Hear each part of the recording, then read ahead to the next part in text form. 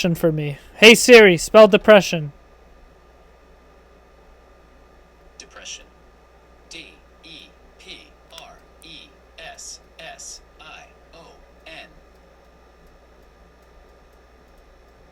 I don't know how to spell, guys. Depression. So, what is depression? We're gonna look up the. We're gonna go look up the definition of it. Define depression.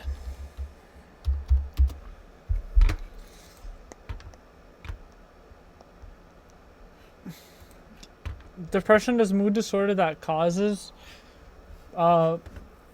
persistent feelings of sadness and loss of interest. It affects how you feel, think, and behave. Okay.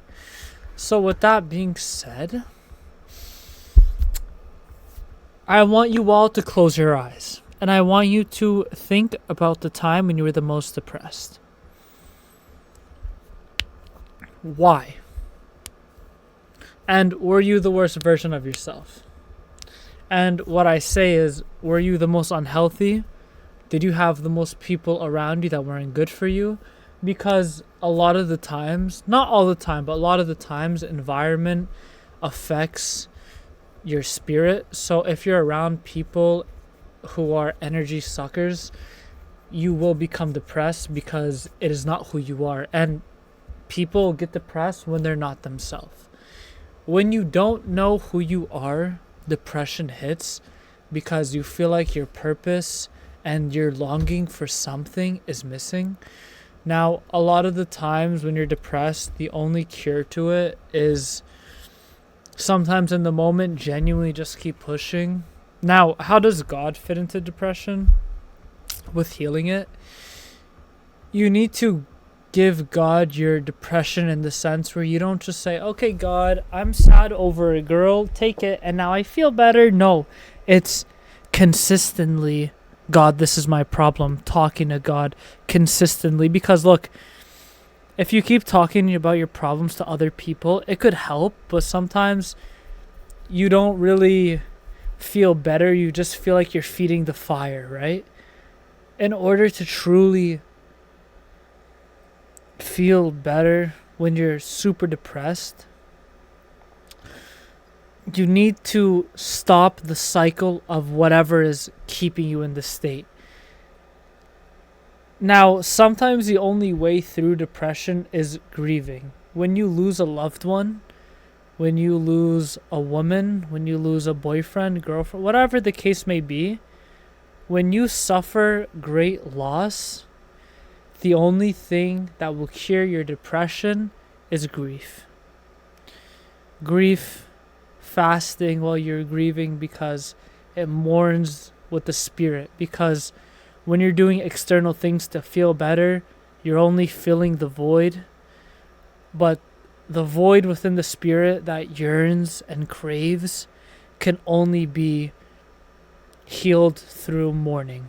And then understanding that it's time to move on. Now, if there's a chemical imbalance, what is a chemical imbalance that randomly causes you depression? If you feel like everything is going right, but there's something missing, I guarantee there's something you're doing that is slowing your growth down. I'm doing everything right, but I'm eating garbage, frozen food. I think it's just a chemical imbalance. Yeah, it is a chemical imbalance.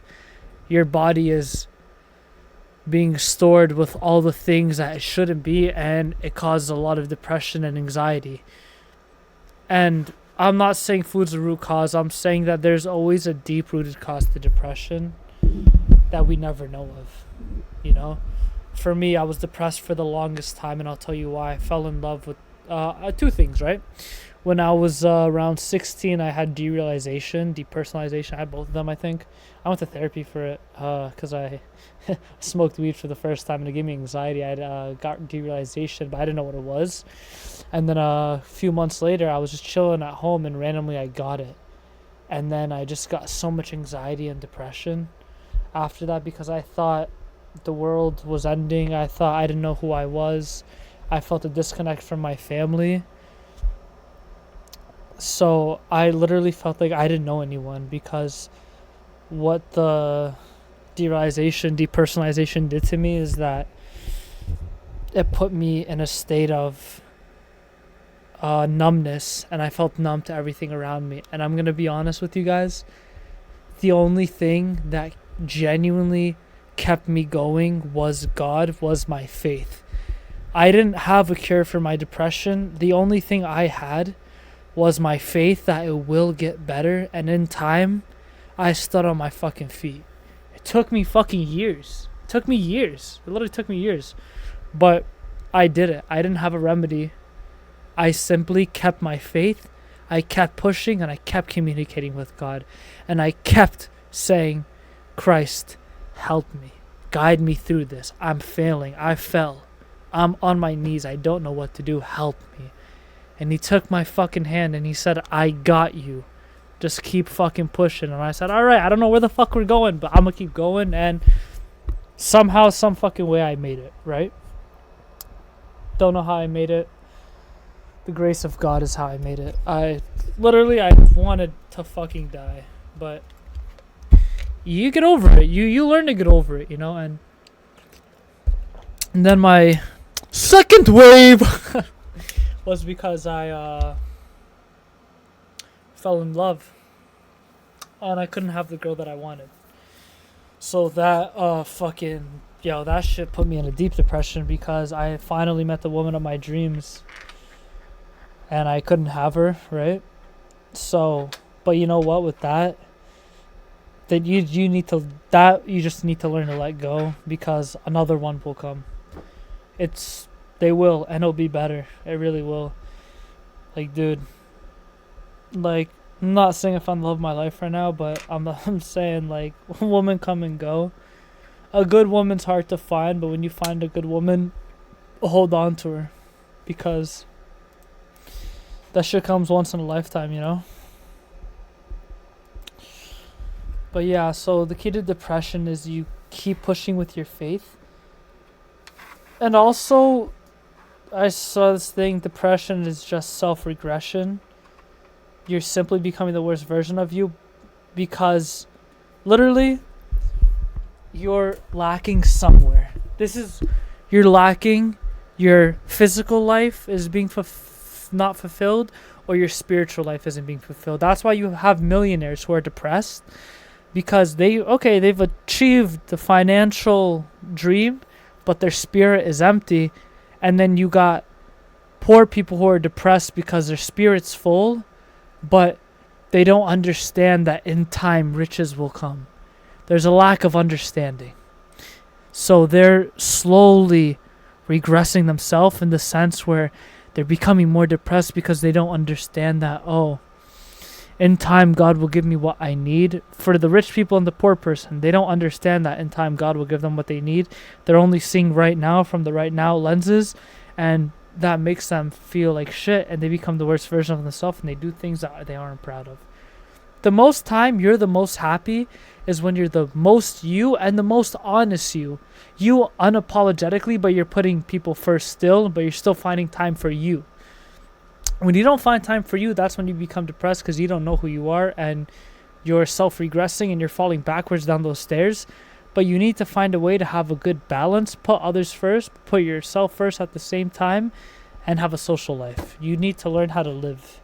You need to learn how to live for Christ and die for Christ, and still find who you are. Because a lot of people, they make that full big loop, the big change, but they lose themselves in the process, because they don't know how to incorporate who they really are as a person with who they are spiritually too.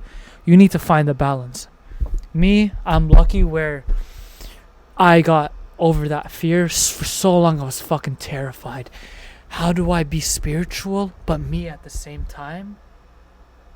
You do it. You literally, you learn what's you sometimes you gotta say, okay, that was too much. You make a joke. Sometimes jokes are too much, right? Some jokes you need to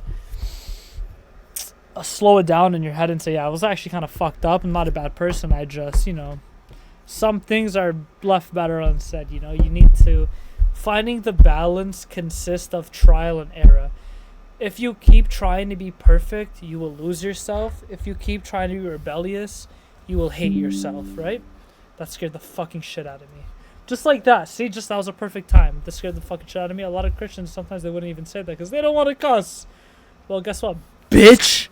Sometimes you have to become what you don't want to become in order to save the souls, you know? And also, there's some things in my vocabulary I don't feel like I need to change. Like, I never felt the need it was important for me to stop cussing in order to get closer to God, right? For me, that never even, like, came across my mind. Some people, yeah, but... obviously, we're going to do some